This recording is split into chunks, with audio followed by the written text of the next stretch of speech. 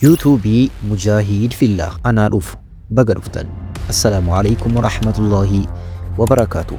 يوتيوبي مجاهد في الله يوتيوبي إسلام ماداف حواسا كينياف فايدا قدا كينيولاف نابتيدا برنوتا إسلام ما كان باي إتوكو برباتي سوتان كان نكا برنوتا أكيدا في توحيدا برنوتا طهارة برنوتا أركان إسلاما كان نكا صلاة صوما زكاة حجي akkasuma seenaa nabiyyi yookaan siiraa seenaa islaamummaadhaa akka waliigalaatti jalqabarraa hanga yeroo keenya kanaatti akkasumas imala jaalalaa sagantaa dargaggootaaf akkasuma barnoota zikriitii fi du'aa'ilee barbaachisoo garagaraa barnoota qur'aanaatii fi kijiboota islaamummaa irratti kijibamaniif deebii kennuu irratti xiyyeeffateetiin hojjetaa kan jirudha.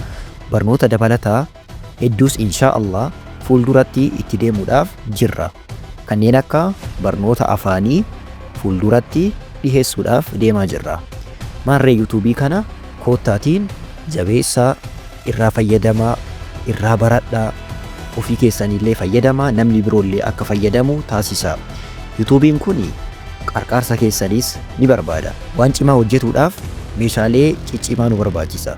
Sababa kanaaf namni nu qarqaaruu barbaaddan meeshaalee garagaraa bittaniitiin isiniifis ajrii akka ta'u namni nu jabeessuu barbaaddan lakkoofsa armaan gadii kanaan nu dubbisuu dandeessu. Abbiin nama diiniidhaaf khidmaa godhee jihaada godheetiin nama qabsoo islaamummaadhaaf godhee jannataan jazaa galfamu anaaf isinillee rabbi haa taasisu. Assalaamu alaikum warahmatullaahi wabarakaatuh.